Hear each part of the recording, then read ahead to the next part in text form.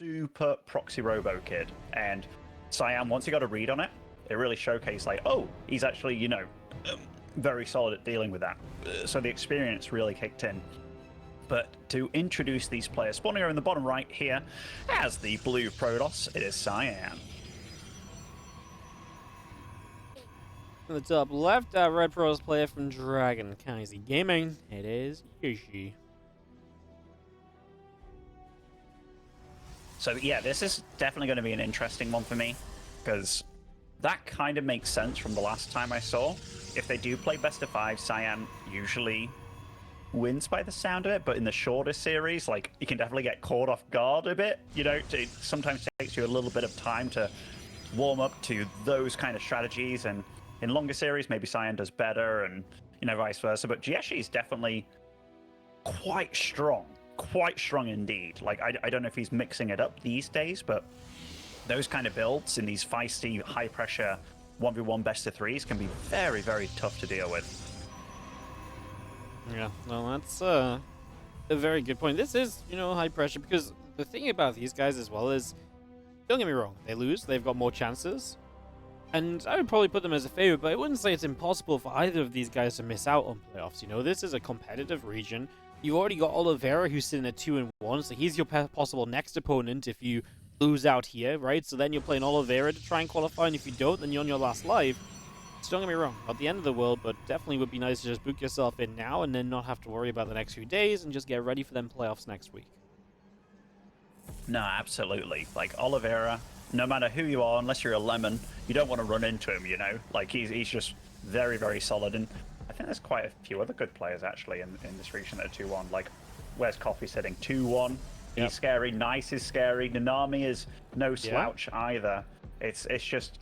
it's a scary place to be, 2-1. Just this whole thing in its entirety and just be like, hey, 3-0, baby. You're going to be absolutely laughing. We do see slightly different unit choices out of both of them. Cyan's the one that's gone for the Sentry Stalker opening, whereas Jieshi, just the double stalker and a Stargate to start things off. Yeah, that Stargate is going to drop down, so we're going to see what we didn't really see last time, which is to Stargate then expand, right?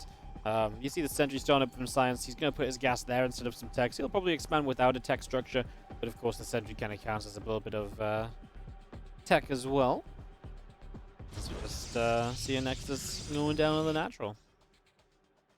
I always like Stargate builds, man, because very often it's an Oracle, right? And then it's about how well does your opponent deal with that. Like, it forces a lot of difficult situations. Like, you're kind of stuck in your base. You need to have a certain amount of units to survive against it. I guess sentries, in fact, they don't technically die as fast to oracles anymore, so that's kind of nice in a way, a tiny little buff there. They also deal with the oracle a bit better now that I think of it as well. Yeah, no, absolutely. Like, they don't die to the oracle, they do extra damage to shields. Like, sentries really zap, man.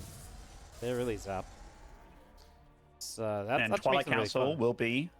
yeah, the Twilight Council will be the follow-up here as well for both these players. So the Stargate, even though it is a committal, it's not something that's like, oh damn, he's counting me. Like, it still forces your opponent to be back, and very often with that Oracle, you can take a third base a little bit faster, get edges in different ways, just because your opponent is a little bit pinned on 2 bases until they get Blink up and running.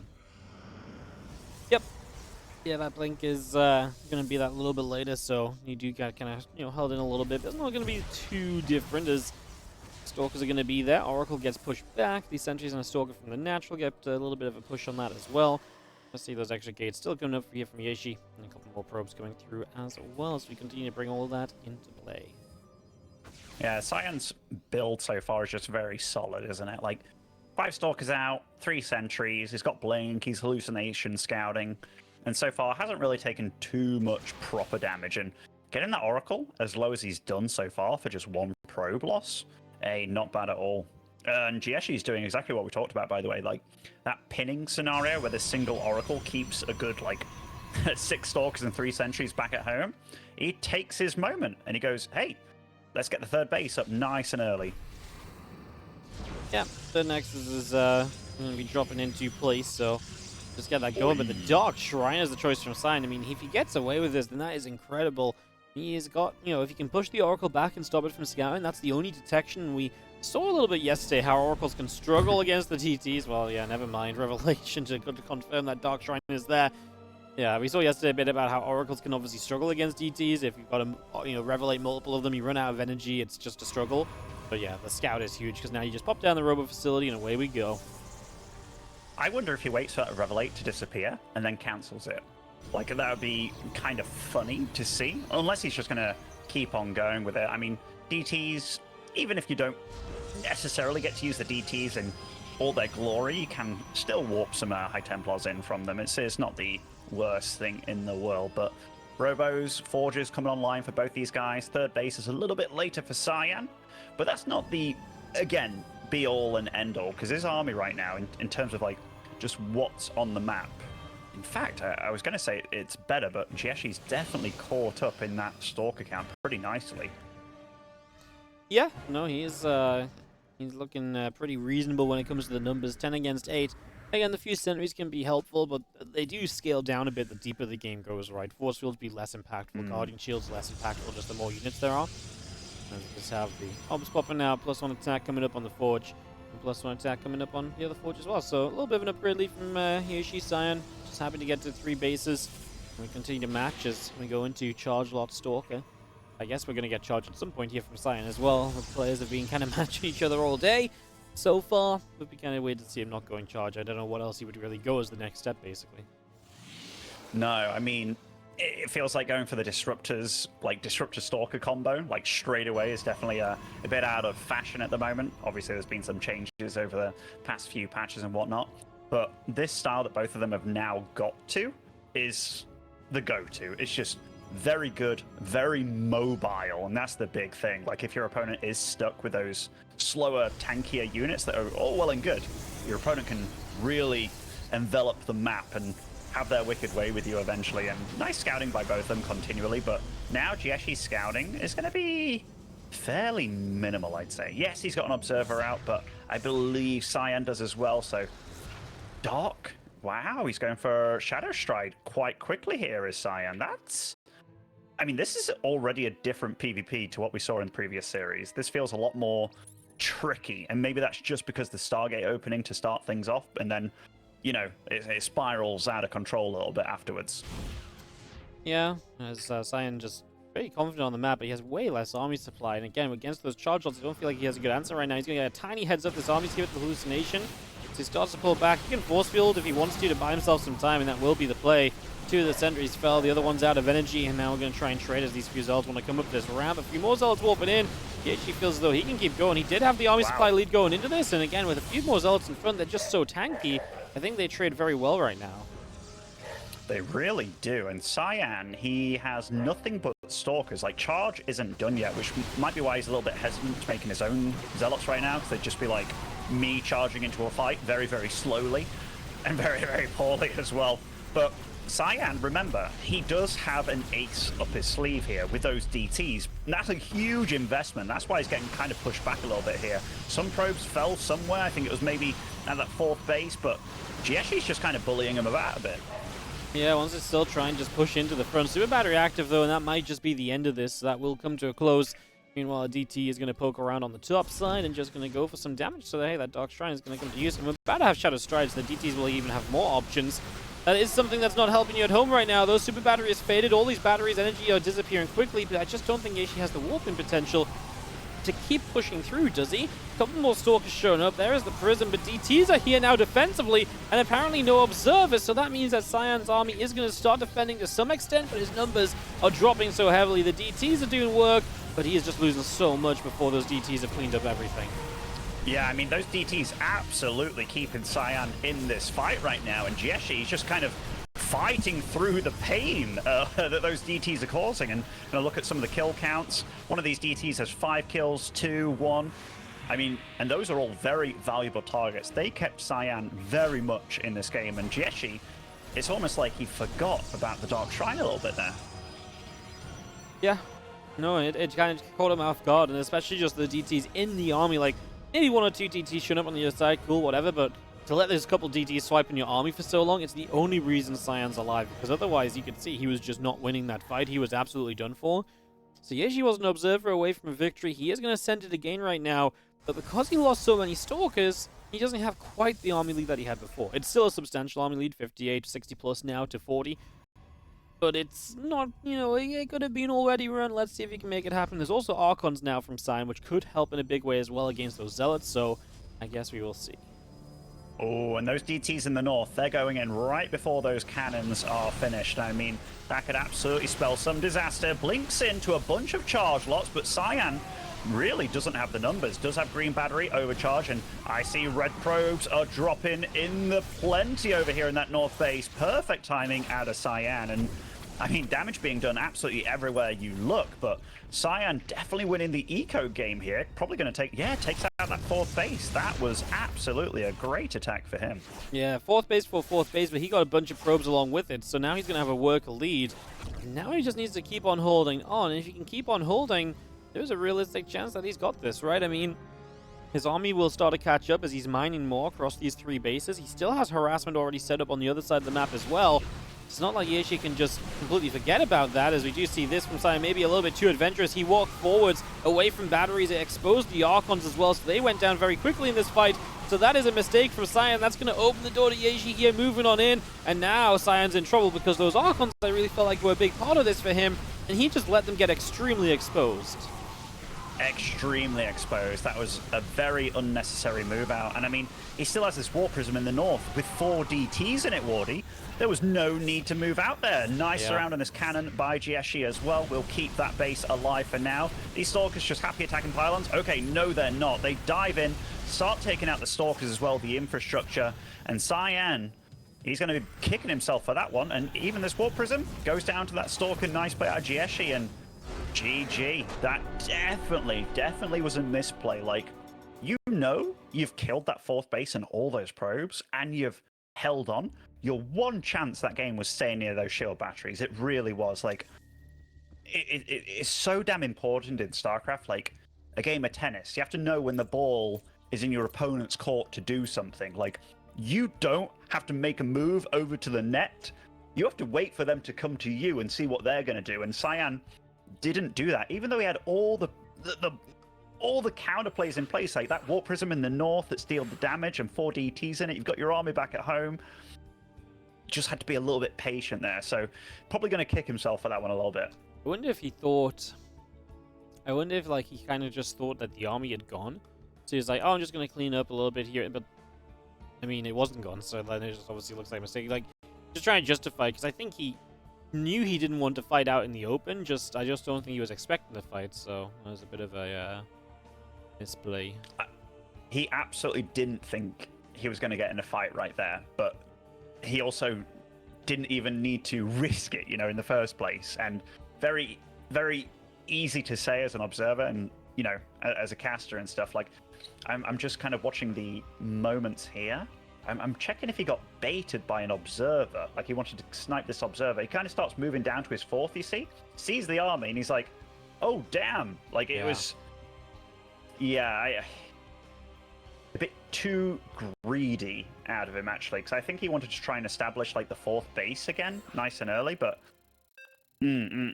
Brutal, brutal, brutal. Brutal stuff as we get ready to go into game number 2. We're going to go to Crimson Court. This is one of the maps we've talked about a little bit in terms of its interesting kind of nature with that kind of narrowness it kind of provides until you open up the map deeper in the game. So we'll see what that can mean for the PvP. We might not even get to a stage where it matters because this matchup does sometimes trend towards the 1-base plays, as we are going to be seeing in at the bottom left-hand side. Able to take the 1-0 lead eventually. Here is the Red Protoss player from Dragon Kaiser Gaming, Jieshi. I also want to mention he had close to 1,700, 1,800 minerals at the end there, did Cyan. Like, even when he was charging into his third base, he had 1,300, so totally a billion% caught off guard. But spawning over in the top right here is the man with the experience. It is Cyan.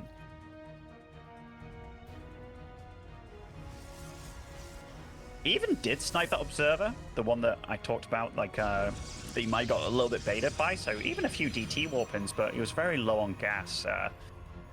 Definitely one that is fairly brutal. Yep. Not exactly ideal, as we just have Gateway dropping down on both sides. A couple of simulators coming through. And, yeah, probes coming up as well. Everything's just getting settled in for the moment. Waiting to see what the plan may be at the next step of this. So far, just very, very mirrored openings. They're both going to scout. Granted, Cyan does it quite a bit faster here.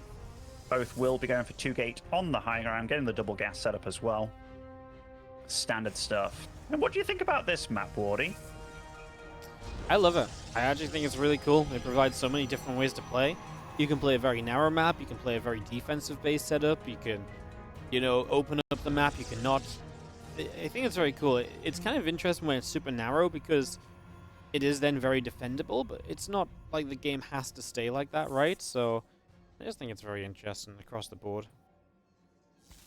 I like it. It's narrow, but the two valley situation makes it when you look at it like this and you see that minimap, it's actually a really long distance to your opponent's base, or it feels like it. And then the valleys down the middle are actually pretty damn chunky. Granted, if you play like a different matchup where force fields can potentially be more influential, yeah, choking off a valley can be a really big deal. But yeah, definitely a map, especially with the way that you can open up either side. There's two sides to massively open up and just make this map way bigger. So I think it's always fun when players have a lot of say on what they do with the map itself. Yeah. No, I think that's the coolest part of it, right? Like, you just get a lot of options. You just get to play your own way. And I think that's never a bad thing because it keeps the map fresher for longer. It's like Golden, you know? It wasn't obnoxious in the end. It was like it gave you plenty of different ways to play it. It wasn't just like, here's 1, 2, 3 bases and you just go from there. It just creates more variety, so it keeps the map interesting for longer. And these Adepts, they're not as good against these sentries anymore, Woody. Not as good at all, because normally you'd be like, pounce on them, but now it's like, do you want to? Like, are you sure? You go full Clint Eastwood, you know, like, are you sure, punk? Like, feeling lucky? And it's like, no, not against you guys anymore. Not against you guys. There's got a couple of Adepts just shading about. The sentries continue to pull back as well. Adepts gonna go commit in. Hallucination will pop and head across the map as well. It's just gonna send that across the other side. We got ourselves obviously the later Nexus here from Cyan, and he's going to be on a later Nexus. He's going to be on a later Twilight Council, and it's all because he's built an Oracle. But just one Oracle, so you got to hope that that gets something done, right? Yeah, I think Jieshi with that Hallucination Scout, if he was looking, he would have seen the Oracle already. Definitely gets confirmation that there's a Stargate in the main. But so far, no damage has been done to him. He looks like he's well situated as well. So far, like, obviously it's a opposite tech choice from both these guys. Oh, sentries are here, and, you know, they do quite well, but these Adepts getting a little bit of damage done. Man, you can really tell how good sentries are now, because, like, that would not have been the case beforehand. Yep. Yeah, sentries are kind of wild, man. They really do just pop. They're so good. They're able to nibble away at those shields so quickly. And again, they're just so much more they live longer against the Adepts and Oracles and so on. The removal of that light tag is actually such a big deal. These Oracles do dive pretty deep. Oh, bit of targeting on maybe the closest Oracle there. Bit of attack move. Could have maybe got one down quite more significantly here. But Cyan is starting to eke out quite a number of probe kills here. And he's not super behind in the Stalker numbers. I mean, he is making quite a few more gateways here. A bit faster than his opponent, so we'll be able to catch up. But doesn't look like he's in any imminent danger to anything. Probably going to see, yeah, a very quick third base out of him, but also from Jieshi. So even though Cyan has those Oracles where it can pin his opponent back a bit, Jieshi's just like, I can take a third anyway, it's no problem. He even did it, they've both done it through the Golden Wall as well, the rich mineral field here. Yeah, it's interesting, right, because not everyone's been doing that, so this is one of those scenarios where we do not play as much down the middle. We draw it out to the edges, and that could mean we potentially start out seeing, you know, a little bit of a longer game, right? Because if you're going to play it around the edges, it's going to be tougher to attack into those bases, so tougher to make a move to kind of end anything. I think that's going to be a pretty cool factor to keep our eyes on. Blink is about to finish up from Cyan, by the way, so getting that blink completed. Forge on the Nexus coming through too, and we'll have that all on the go very, very shortly. Yes, yes, yes. And I am absolutely going to keep my eyes on the gas counts from both these players. Right now, Jieshi just rocking off 2 gases still. I'll keep my tabs on when he does take more. Cyan is currently playing with 3. Now, he did go for the Stargate option, so needed to kind of catch up in tech a little bit quicker. But he's also... Okay, now Jieshi is going for that Gateway Le Explosion, as my friend Todd would say. Getting 4 at the same time, the Robo coming down as well. Charge +1 a little bit faster as well. Even getting some cannons here defensively. Not a bad thing, right? We saw the DTs in the previous game as well as just having cannons. You know, defensively nice anyways, but also just in case DTs show up, it's just going to be an extra bonus. As the Stalkers move in, they do not really succeed in anything. That is going to be a defense made very easily. As we do see a couple of those Stalkers continue to give chase for the moment. The Oracles show up though, and they're going to get a few probes that get caught on the warp-ins, so 5 workers going down, and Cyan is able to strike. He's opened up a 10-worker lead, losing a couple Stalkers in the center. Behind on +1. That charge almost done, and we see the Prism and extra gates as well. Yeshi's about ascended. Will he be able to overwhelm? Because again, he's down on workers, so it might be a bit of a struggle to afford everything he wants to here. Yeah, absolutely. Like, there is a window for Jieshi here where he will have those Zealots in the mix as well. Like, he can warp them in a little bit quicker, right? And it's kind of a similar situation before. Cyan will have those very, very bad Zealots, but I like Cyan's position, honestly. Like, even though he's been losing out in the Stalker battles between the two, I feel he's playing sensible. He's got nice statuses in good locations as well, just in case Jieshi is up to no good. But I do like the fact that Jieshi is setting himself up for quite a quick 4th base here, despite taking quite a bit of eco damage. Yeah, he's getting that settled down nicely as we just get that 4th down, and he is just going to go pushing across the map. Bit of an army supply lead. Would just love to see him keep on cranking probes, right? He's a few workers down. It just feels like right now he could absolutely just play catch-up on that work count, then he's completely set. Right now I feel like he's almost leaning a little bit too heavily into the need to achieve something here with this incoming fight. So we'll see a couple more Zealots get warped in there from the Prism, and we will turn onto the rocks on the right-hand side, begin to knock our way through those, and away we go. He's still just on 2 gases, by the way, Wardy. Like, he's almost about to finish his +2 attack. So that is very, very heavy mineral income. He's adept dealing a little bit of eco damage, which is a nice move by Cyan, using that warp in over those minerals in the south there. But now Jieshi, this 4th base, definitely not long to live over here. So this is the kind of counter damage that Jieshi was looking for. And if he does stabilize and isn't too quick to a fight over here, I think he's not in bad shape whatsoever. No, I mean, he is going to be able to play the defense. Obviously, +2 done from Jieshi as he tries to move in. Staysword popped on just a single Zealot. The reinforcements, by the way, that's a lot of units showing up that just were not here previously. So that's why Jieshi could have a good time with that upgrade lead and now better unit numbers. Can he push in? Seems like the answer currently is no. Yeah, like Cyan has invested a lot. He's got double forge without the upgrades just yet. That's a lot of money. This base very oversaturated as well. I mean, shield battery overcharge is an absolute dream in this scenario. Quite a few Zealots are stuck in that stasis as well. Supplies absolutely neck and neck, but Jieshi, he has the army numbers. Those Zealots are going to be free from that stasis as well. Both microing their absolute hearts out over here, but again, Cyan, huge investment that's not yet online with those forges. He's got a Nexus on the way as well. That's not going to kick in here. You need to get out units, mate. You absolutely do. The Oracle's also doing everything they can on the back line, but Jieshi just pumping out the numbers. Big, aggressive walk forward. Not going to get that warp prism. I mean, oh my goodness. That's Jieshi huge. just taking him to town. Yeah, not getting the prism is huge. The extra warping comes in. It was lost damage time, and Cyan is going to have to tap GG's as Jieshi is indeed going to take it. I thought he messed up the fight too much because there was multiple points where he had Stalkers stuck in the back and